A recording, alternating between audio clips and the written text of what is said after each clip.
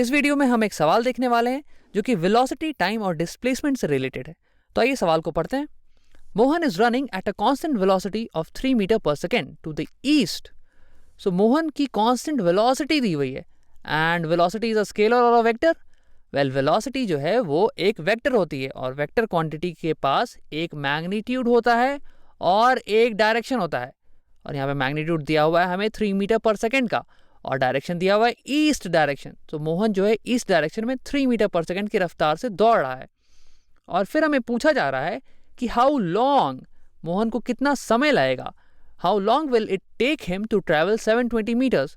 मोहन को कितना समय लगेगा 720 मीटर्स कवर करने में। तो देखिए यहाँ दिया हुआ है 720 मीटर्स। अब यह है एक स्केलर क्वांटिटी क्योंकि यहाँ पे कोई डायरेक्शन तो मेंशन है नहीं। अब एक सवाल में एक वेक्टर क्वांटिटी एक स्केलर क्वांटिटी, ये तो अजीब बात हो गई। या तो दोनों ही वेक्टर हो या तो दोनों ही स्केलर हो। तो यहाँ पे जो 720 मीटर्स है वो है डिस्टेंस। अब अगर हम इसे वेक्टर में लिखें तो इसे लिखना चाहिए 720 metres to the east, to the east. अब क्योंकि वेलोसिटी ईस्ट के डायरेक्शन में है तो डिस्प्लेसमेंट भी ईस्ट के डायरेक्शन में ही होगा ना। तो आइए इस सवाल को हम स्केलर तरीके से भी सॉल्व कर लेते हैं और वेक्टर तरीके से भी सॉल्व कर लेते हैं। तो अगर स्केलर तरीके से सॉल्व करें तो हमें डायरेक्शन से कोई मतलब है नहीं, बस स्पीड दी हुई है 3 मीटर पर सेकेंड और डिस्टेंस दिया हुआ है 720 मीटर्स और हमें टाइम निकालने के लिए बोला जा रहा है। तो हमें पता है कि रेट या फिर स्पीड r बराबर distance d by time. Time या फिर कभी कभी आप देखिएगा डेल्टा टी लिखा रहेगा। डेल्टा टी का मतलब टाइम में चेंज हो रहा है, ठीक है, बट जनरली हम लोग इसको टी ही से दर्शाएंगे, टी ही से दिखाएंगे। तो रेट हो गया डिस्टेंस बाई टाइम और हमें दिया हुआ है कि रेट की वैल्यू है 3 मीटर पर सेकेंड। तो इसे लिख लेते हैं 3 metre per second is equal to distance हमें दिया हुआ है 720 मीटर और हमें निकालना है टाइम, टाइम की वैल्यू। तो हम क्या करते हैं, दोनों तरफ टाइम से मल्टीप्लाई कर देते हैं ताकि ये टाइम यहाँ से कट गया और टाइम हमारा यहाँ पे आ गया। बट क्योंकि हमें टाइम की वैल्यू निकालनी है तो ये 3 मीटर पर सेकेंड को भी हटाना पड़ेगा। तो आइए दोनों साइड हम 3 मीटर पर सेकेंड से भी डिवाइड कर देते हैं। 3 मीटर पर सेकेंड, फिर क्या हुआ कि ये 3 मीटर पर सेकेंड ये 3 मीटर पर सेकेंड कट गया। फिर हमारे पास बचा t is equal to 720 metre by 3 metre per second. तो इसे आइए हम साइड में लिख लेते हैं, t बराबर 720 मीटर्स डिवाइडेड बाई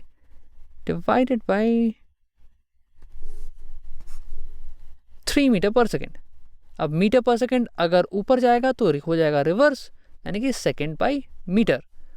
और ऐसे ये मीटर मीटर कट गया और यहाँ पे 720 को काटेगा 24 टाइम्स 240। तो हमारे पास बचा time is equal to 240 seconds. Time is equal to 240 seconds. अब देखिए यहाँ पे हमारा जो यूनिट है वो बिल्कुल ही सही आया है। अब यही फ़ायदा होता है हर एक स्टेप में यूनिट्स लिखने का, ताकि अगर आप किसी भी स्टेप में कोई गलती करते हैं तो आपका यूनिट जो है वो अपने आप ही गलत आ जाएगा और ये आपको बताएगा आखिरी में कि कहीं ना कहीं मिस्टेक हुई है, ताकि आप बाद में जाके उसे सुधार सकें। एक ज़रूरी चीज़ मैं आपको ये बताना चाहूँगा कि किन्हीं किन्हीं किताबों में ये जो चीज़ है time is equal to distance by rate, ये अलग फॉर्मूले की तरह से दिया गया है। बट देखने वाली बात ये है कि ये तो अपना हमारा मेन फॉर्मूला, मेन डेफिनेशन का तोड़ मरोड़ के लिखा हुआ रूप ही है। आइए, जैसे कि इसी में हमने अगर दोनों तरफ t से मल्टीप्लाई कर दिया होता तो ये t से t कट गया होता और फिर दोनों तरफ अगर हमने r से डिवाइड कर दिया होता, रेट से r से डिवाइड कर दिया होता तो हमारे ये r से r कट गया होता और फाइनली हमारे पास आता time is equal to distance by r rate. और ये कोई नया फॉर्मूला तो है नहीं, ये मेन फॉर्मूले का ही तोड़ मरोड़ के लिखा हुआ अलग सा रूप है। तो आपको इसे याद करने की कोई ज़रूरत नहीं। तो चलिए, ये तो था स्केलर फॉर्म में इसे सॉल्व करना। अब हम इसे वेक्टर फॉर्म में भी देख लेते हैं एक बार।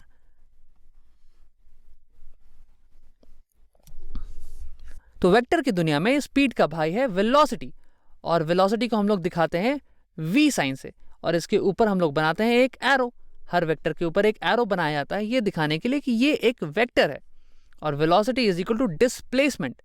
डिस्प्लेसमेंट को हम लिखेंगे s से और ना कि d से, क्योंकि कैलकुलस में d का इस्तेमाल डिफरेंशियल को दिखाने के लिए किया जाता है। ये आप आगे देखिएगा। तो हो गया हमारे पास velocity is equal to displacement और डिस्प्लेसमेंट भी तो वेक्टर है तो इसके ऊपर भी एक एरो का निशान होगा। So velocity is equal to displacement by time या फिर डेल्टा टी। आप कुछ भी लिख सकते हैं, बट हम लोग अब टी ही लिखेंगे और टी ही का मतलब होगा चेंज इन टाइम। अब अगर दोनों साइड हम टी से मल्टीप्लाई कर देंगे तो क्या होगा, यहाँ इस साइड टी से टी कट जाएगा, और फिर दोनों साइड अगर हम वी से डिवाइड कर देंगे, वी वेक्टर से, तो फिर हमारे पास ये भी कट जाएगा और आएगा हमारे पास finally time is equal to displacement vector by velocity vector, displacement by velocity.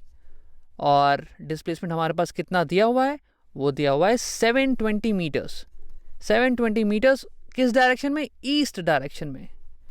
और हमारे पास वेलोसिटी क्या दी हुई है, वेलोसिटी है हमारी 3 मीटर पर सेकेंड, वो भी ईस्ट के डायरेक्शन में।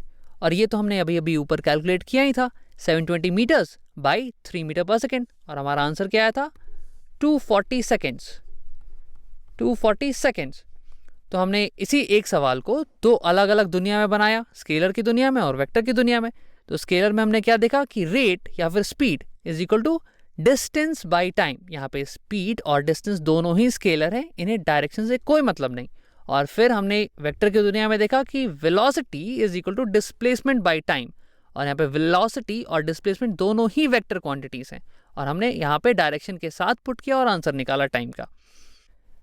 एक आखिरी इंपॉर्टेंट चीज़ मैं आपको ये बताना चाहूँगा कि ये जो चैप्टर है हमारा, ये motion along a straight line, motion in one dimension. यहाँ पे जो भी ऑब्जेक्ट या पार्टिकल है वो एक लाइन के अलोंग ही मूव करेगा, या तो लेफ्ट राइट या तो अप डाउन। और एक लाइन पे तो दो ही डायरेक्शन हो सकता है, या तो ये डायरेक्शन या तो ये डायरेक्शन, या तो ऊपर या तो नीचे।